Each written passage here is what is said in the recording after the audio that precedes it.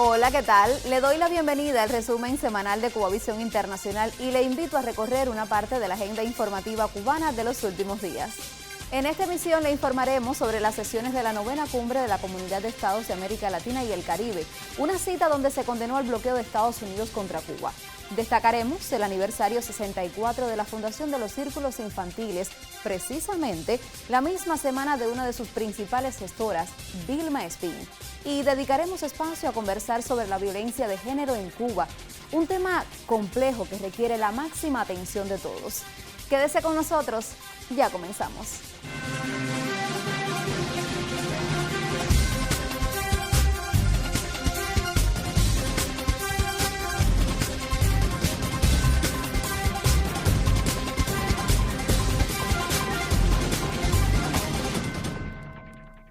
La necesaria unidad entre los gobiernos y pueblos de América Latina y el Caribe ante las pretensiones imperiales de dominar la región fue uno de los temas más debatidos este miércoles en Honduras durante la 9ª cumbre de la CELAC.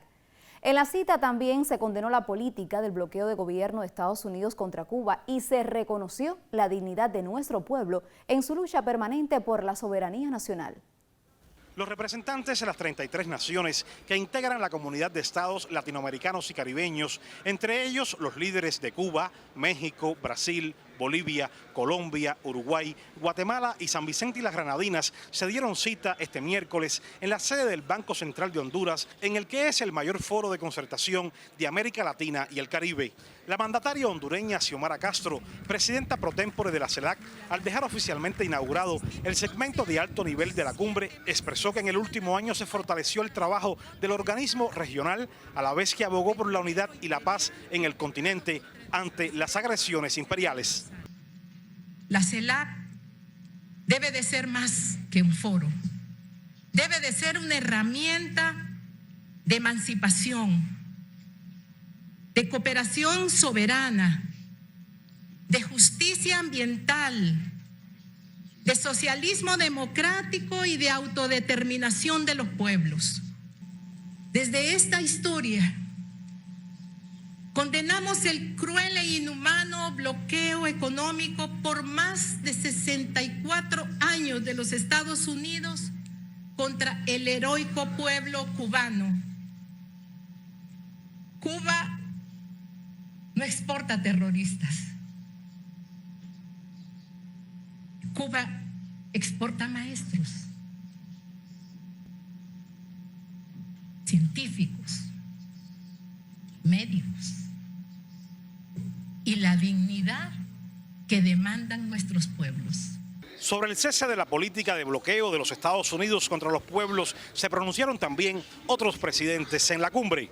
Rechazamos, como lo ha hecho históricamente México, las sanciones y bloqueos comerciales que solo dañan el bienestar de los pueblos y no construyen regiones de paz y prosperidad. No al bloqueo a Cuba, no al bloqueo a Venezuela.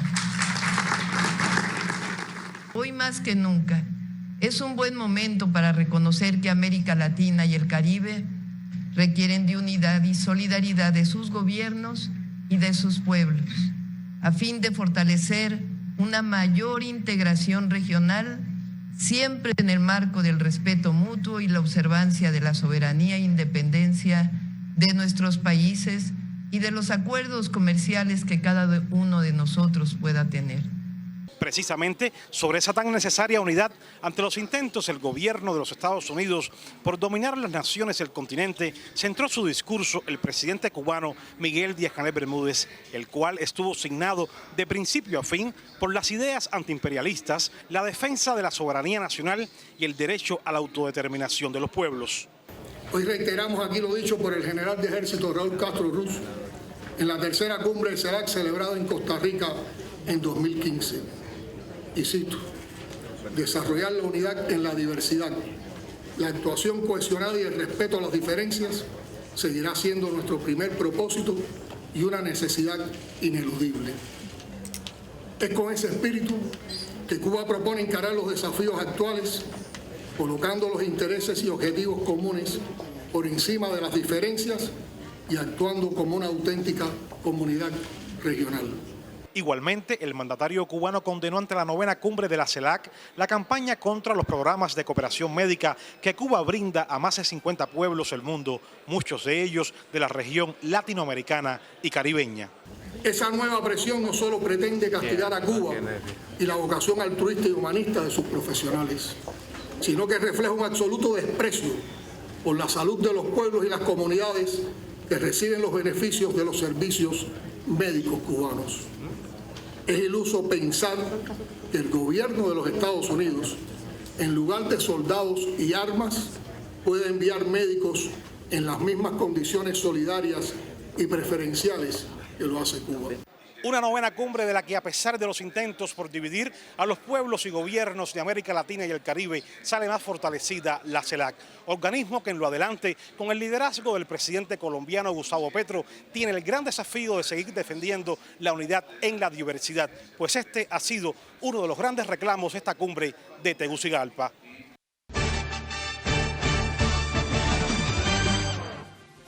El líder de la Revolución, general de Ejército Raúl Castro, rindió tributo este 7 de abril a la heroína Vilma Espín, su compañera de lucha y en la vida, al cumplirse 95 años de su nacimiento. Junto a él estuvo el presidente cubano Miguel Díaz-Canel Bermúdez.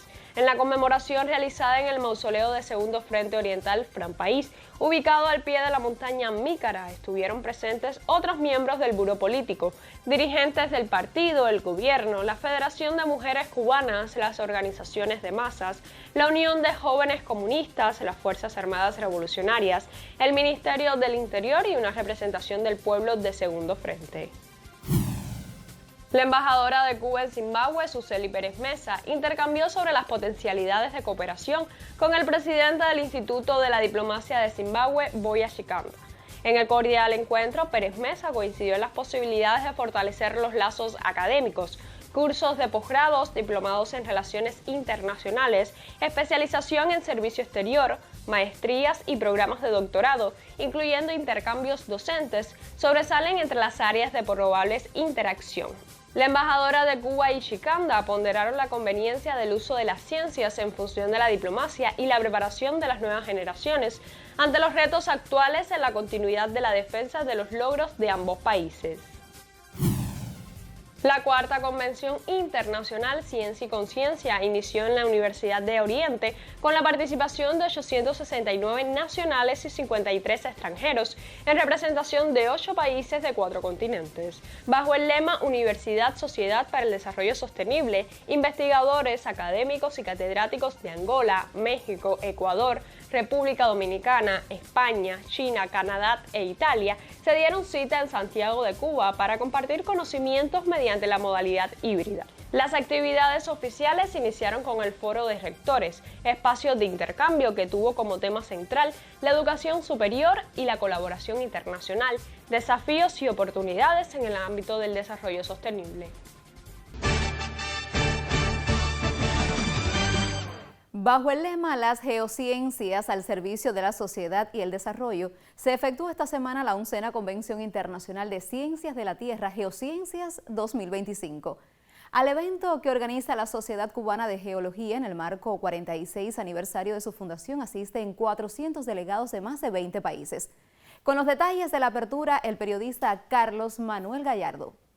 Tenemos la expectativa de participar en una sesión que nos permita conocer mejor vuestra geología, la diversidad de rocas y de contextos geológicos que se dan aquí en Cuba, para compararla también con la geología de nuestro país. Nosotros trabajamos en el norte de España, estudiamos rocas que pueden ser similares a las que tenemos aquí y nos interesa mucho ver las comparativas entre vuestra geología y la de nuestra región. Maptec es una empresa australiana con presencia internacional.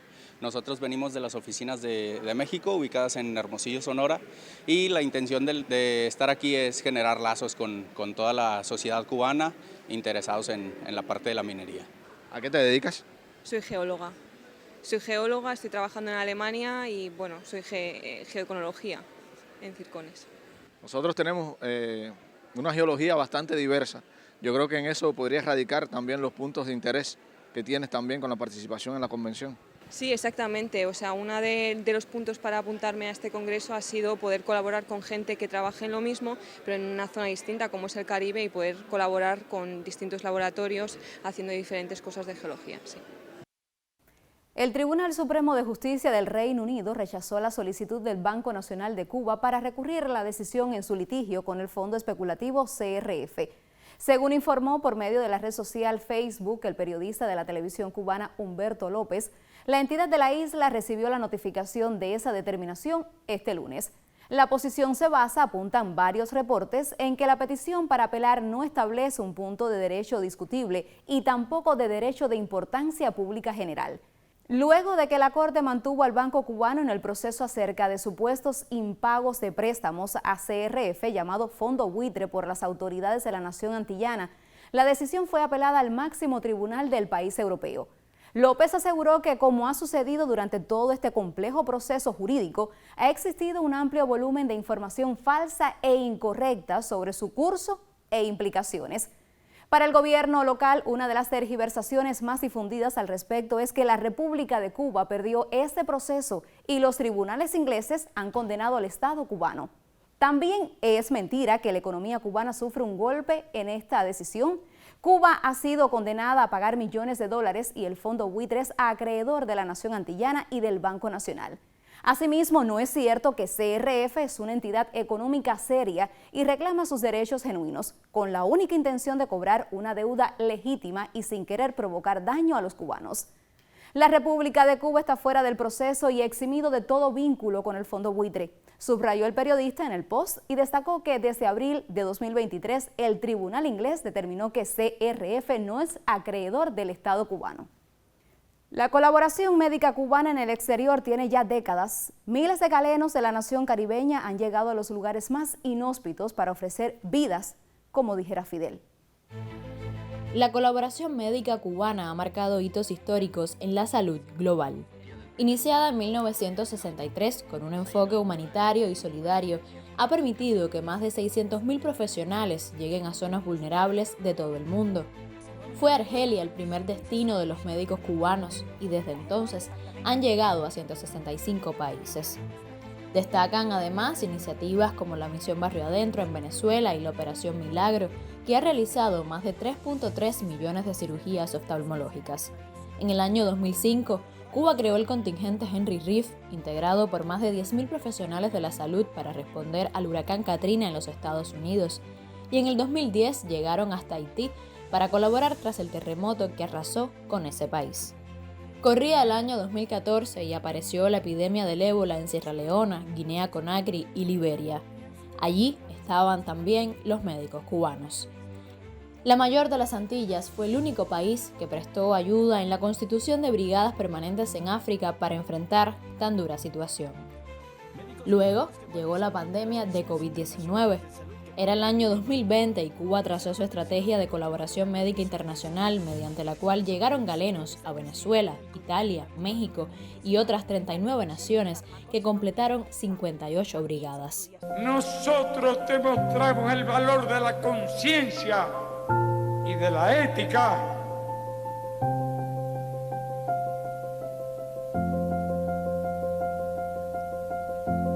Nosotros ofrecemos vidas. Los resultados de la misión médica cubana son más que alentadores. Se han atendido a unos 2.300 millones de personas, han sido realizadas 17 millones de intervenciones quirúrgicas y se ha ayudado a nacer a 5 millones de niños. No hay mentira, no hay maldad ni falacia en la labor que los galenos de Cuba han desplegado a nivel internacional. Los números hablan por sí solos. Unas 12 millones de vidas han sido salvadas gracias a la constancia, al amor y a la profesionalidad de los miles de cubanos, doctores, enfermeros y demás personal de la salud que ha recorrido los sitios más inimaginables para llevar su talento y su solidaridad. Un día dije que nosotros no podíamos ni enviaríamos nunca o nunca realizaríamos ataques preventivos y sorpresivos contra ningún oscuro rincón del mundo, pero que en cambio nuestro país será capaz de enviar los médicos que se necesiten a los más oscuros rincones del mundo.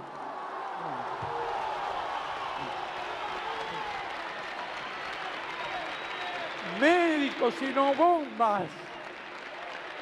Médicos y no armas inteligentes de certera puntería. Adiane Salles, Cubavisión Internacional. Y como nos indican las imágenes, hoy recibimos a nuestro comentarista deportivo, Miguel Ángel Cruz. Muchas gracias. Comenzamos el comentario deportivo de hoy. El béisbol cubano revisa sus estrategias en el presente ciclo olímpico que termina en 2028. Los resultados emanados de la reunión en el Salón Adolfo Luque del Estadio Latinoamericano, donde estuvo Juan Reinaldo Pérez Pardo, presidente de la Federación Cubana de Béisbol y Softbol, así lo refleja. Como prioridad quedó definida la necesidad de la creación de una Escuela Nacional de Béisbol para poder concentrar a los mejores talentos del país a partir de la categoría sub-15 años, al igual que sucede con otros deportes. Y es que precisamente en ese grupo etario se pierden muchos jugadores por no tener una instalación de calidad para trabajar con ellos, según las palabras del comisionado nacional. Algo que sí impacta directo en los seguidores del pasatiempo de todos los cubanos son los resultados obtenidos a nivel de equipos. Cuba, en las propias palabras del director, fue evaluado de mal en la implementación de la estrategia correspondiente al ciclo anterior, comprendido entre 2020 y 2024. En ese aspecto no se cumplieron ninguno de los 3 puntos solicitados: reanimación del béisbol en la base, completamiento del calendario competitivo y rescate de los lugares históricos de un deporte que dominaba todas las categorías a nivel internacional hace ya más de 20 años. Para la práctica de todos los municipios del país han recibido 120 pelotas Kenko, así como algunos implementos. Resulta medular entonces que los funcionarios del béisbol se asocien con las industrias locales para gestionar bates y guantes, pues es allí donde está la mayor carencia. Por su parte, Roberto González Bonachea, jefe del sistema competitivo de la disciplina, presentó el calendario para el actual año. Punto crucial porque la cantidad de juegos que se puedan efectuar conllevarán a mejores ajustes técnico-tácticos. Se le presta especial atención a las categorías de iniciación a través del proyecto Reanimación del Béisbol, con las tomas deportivas Siempre Joven y el programa de las pequeñas ligas, iniciativas que gozan de aceptación. Según trascendió, la Serie Nacional debe comenzar en el mes de septiembre, por lo tanto, las provinciales deben cerrar en el mes de mayo para efectuar entonces el Torneo Nacional Clubes Campeones en los meses de julio y agosto. Con respecto al sub-23, se piensa realizar con menos de 42 juegos distribuidos por grupos zonales para reducir los gastos en la competencia y al menos salvar esta categoría. El escenario competitivo del béisbol cubano tiene en el presente cuatrenio los máximos retos del Clásico Mundial de Béisbol en el 2026 y la clasificación a los Juegos Olímpicos de Los Ángeles 2028. Punto final a nuestro comentario. Nos vemos pronto.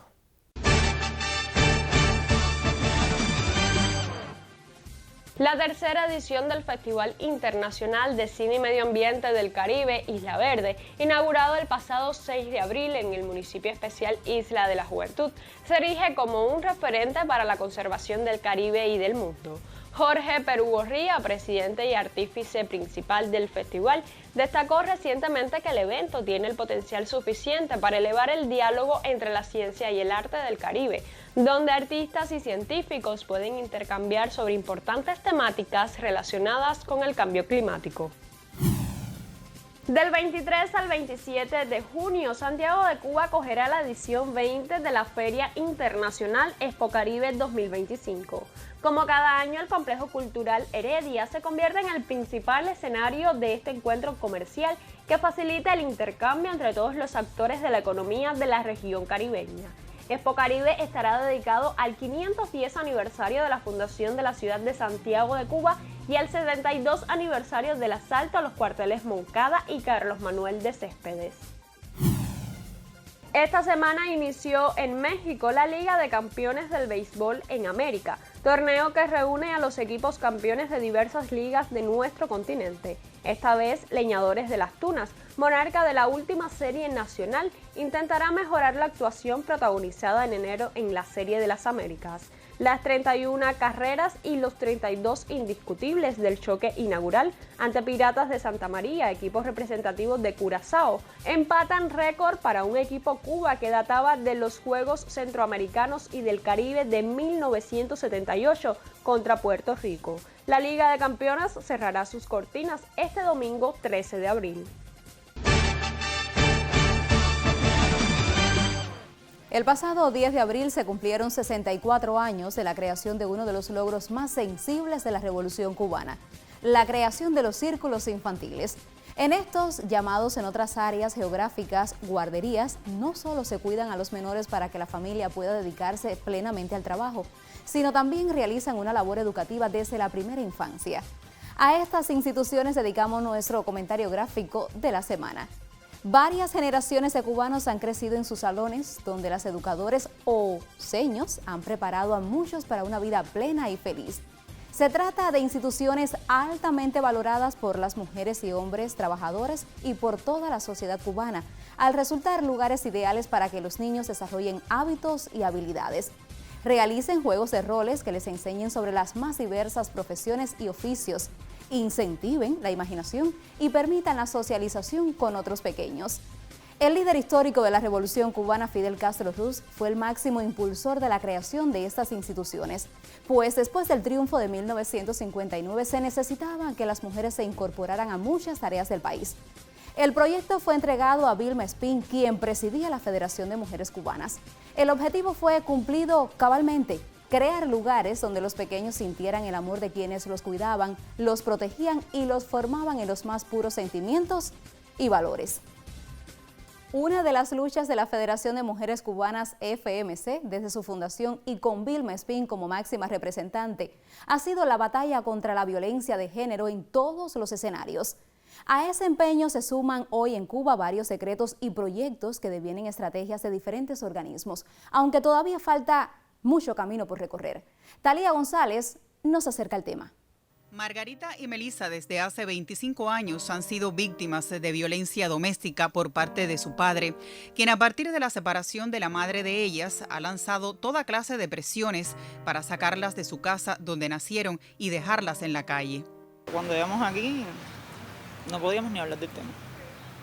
Decíamos 2 palabras y a llorar. Y entonces lo primero que hicieron fue mandarnos a un psicólogo y empezamos a ser atendidos por la casa en cuestión de temas legales y por el psicólogo también por la casa. La batalla ha sido acompañada desde hace 5 años por la Federación de Mujeres Cubanas y la Casa de Orientación a las Mujeres y las Familias de Plaza de la Revolución, un oasis en medio de varios obstáculos. Por ejemplo, en el caso de nosotras mismas hemos tenido la experiencia esa de que en una ocasión fui a denunciar el acoso y me decían que no existía tal acoso porque un padre no podía acosar a su hija.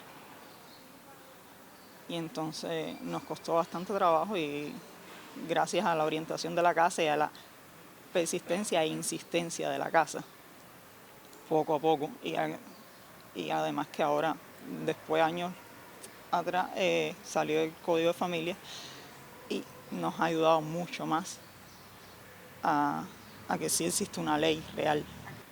Nos sentimos con esa sentencia que salió a favor de nosotros, logramos sentir un poco de tranquilidad porque sabíamos que ya no se pueden acercar, que no...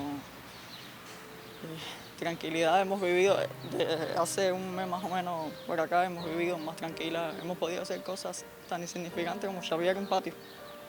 En medio de la pandemia se creó el Grupo Asesor para la Atención a la Violencia de Género y posteriormente se aprobó por el Consejo de Estado la estrategia integral para este sensible tema con carácter vinculante que forma parte del Programa Nacional para el Adelanto de las Mujeres. El primer organismo que presentó su protocolo de actuación es el Ministerio del Interior. Las personas confían y cuando tienen una situación de violencia lo primero que acuden es ir a la policía a denunciar.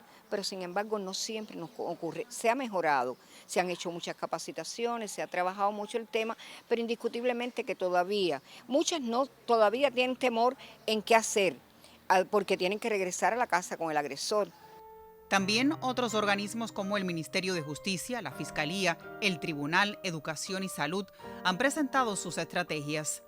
Aunque ante las demandas no siempre se logra el final feliz que se quiere. Hoy nos está afectando muchísimo las situaciones de la vivienda, las situaciones con los adultos mayores, que lo han dado todo y sin embargo ya después molestan en las casas o quieren los quieren meter en un hogar de ancianos, y esas personas, por supuesto, son los propietarios de esa vivienda. Y en ese sentido todavía tenemos que seguir trabajando. Proyectos como No Más trabaja en consejerías de 6 municipios del país y el de apoyo a la respuesta nacional de la violencia de género en Cuba abarca a 40 municipios.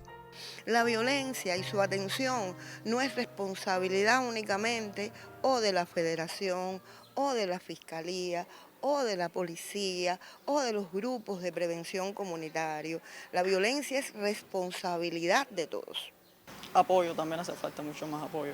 Las autoridades, dejarle saber a la gente eso, de que tienen que, si ven que algo no está bien, que anda mal, ir a los lugares a denunciarlo. Que busquen ayuda en donde sea. La Casa de Orientación a la Mujer realmente, en mi experiencia, ha sido maravillosa. Ha sido el camino. Para mí y mi familia ha sido el camino. Muchas leyes hoy favorecen a la mujer cubana con sus derechos y deberes, pero todavía hay que seguir trabajando en la concientización que tienen que hacer los operadores del derecho a la hora de tomar decisiones respecto a un caso de violencia.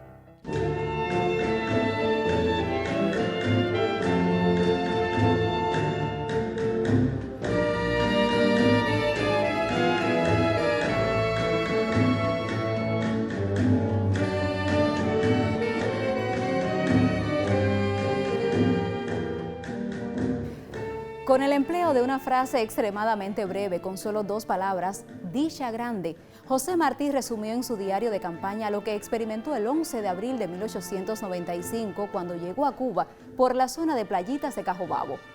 A 130 años de aquel suceso y a 30 de la última visita de Fidel a Playitas, un grupo de jóvenes cubanos estuvieron allí y sostuvieron un encuentro con la historia. Nos despedimos recordando y honrando a Martí, el más universal de todos los cubanos, que demostró en Playitas que su prédica iba acompañada de su ejemplo. Gracias por acompañarnos. Recuerde que nos vemos la próxima semana.